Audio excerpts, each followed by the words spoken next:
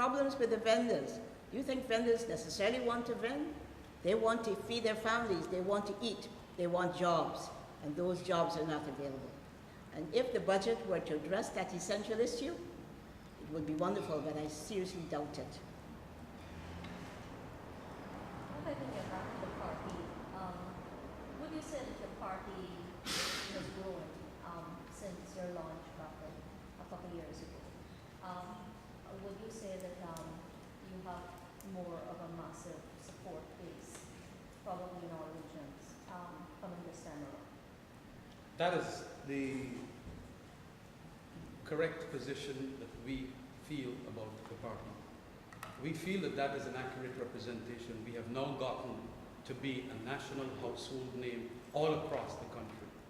But the membership itself has grown. And the membership has grown very high to the extent of almost touching 8,000. And and it's in all regions. And as we speak, lots of people are asking our regional reps now that we have put in place organizational structures in literally every region. Very many people are indicating they want to join up, they want to be organized, they want to be prepared for this 2011 campaign. And that is why we have also advised ourselves that we must have a campaign consultant and we must get into the campaign mode and gear, get ourselves, as you could appreciate, a nice little building here, launching on the 29th, as was mentioned, coming up with our manifesto and a couple of other things, fine-tuning and doing the things in preparation for the elections this year. And you're convinced people are going to vote based on issues? It is definitely going to be the case. Reason, it is our philosophy, ultimately prevails. And in the progression of an evolution of any community, reason ultimately wins out. And I believe that people are going to look to the issues rather than race and ethnicity. And just like how, you know, you had 119 million white people voting for Mr. Obama in America, something that people never thought would have occurred. And we feel that in Guyana, they're going to look at the issues. Did Mr. Bush, like in America, provide good policies? No, he did not.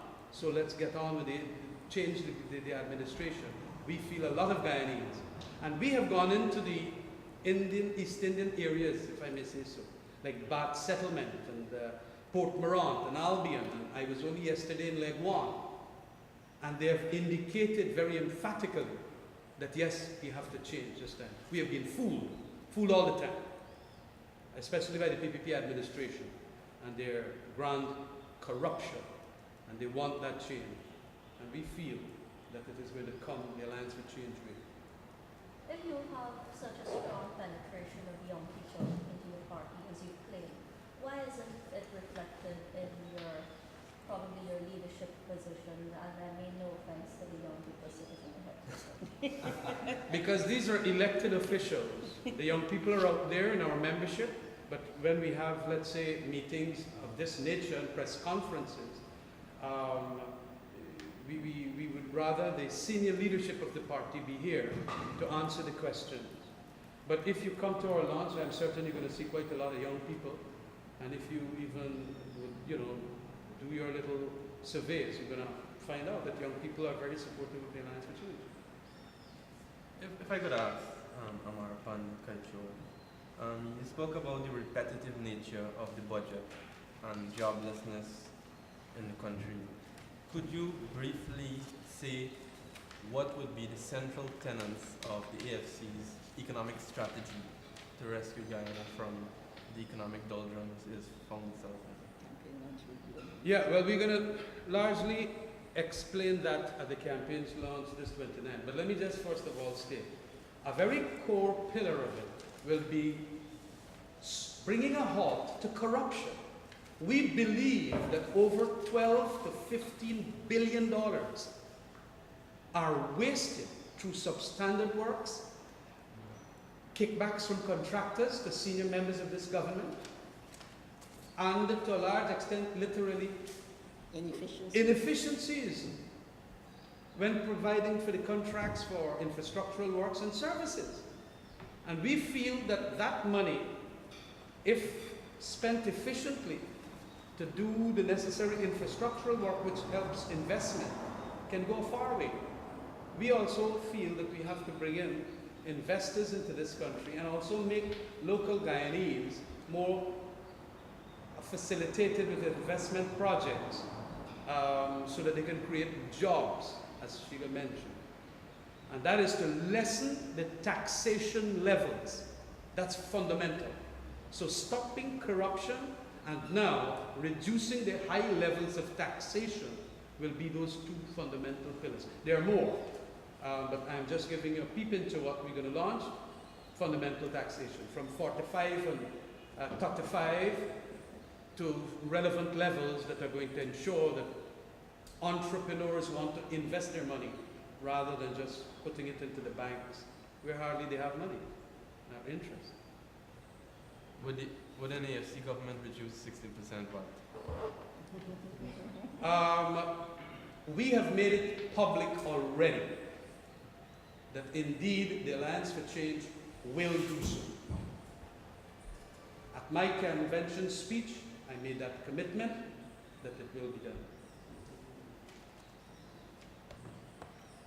Nadine Guterres, Capital News. I would just like to know, how do you view the administration's move to deploy buses last evening at the park, the part4 park, to transport passengers who were left stranded because some operators had strikes yesterday?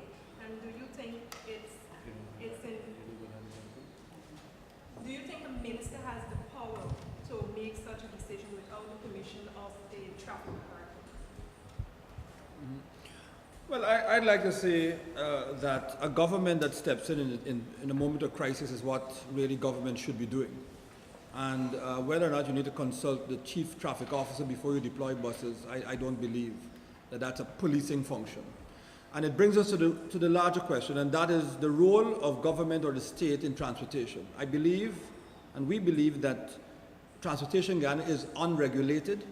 We need better regulation, and we had advocated many, many years ago that at least for the elderly and for children, the state should be providing free transportation.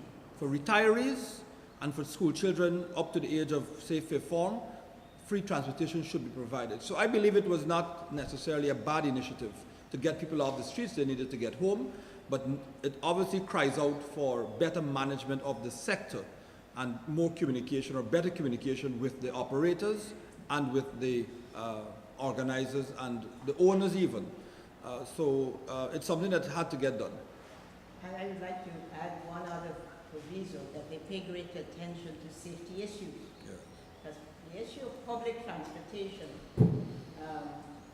fundamentally places the onus on operators to guarantee the safety. But the regulators and the responsibility of the government is to ensure that when people enter minibus, they get to wherever they're going in one piece without injury. Some years ago, I believe I had piloted a motion dealing with the minibus sector in the National Assembly, which was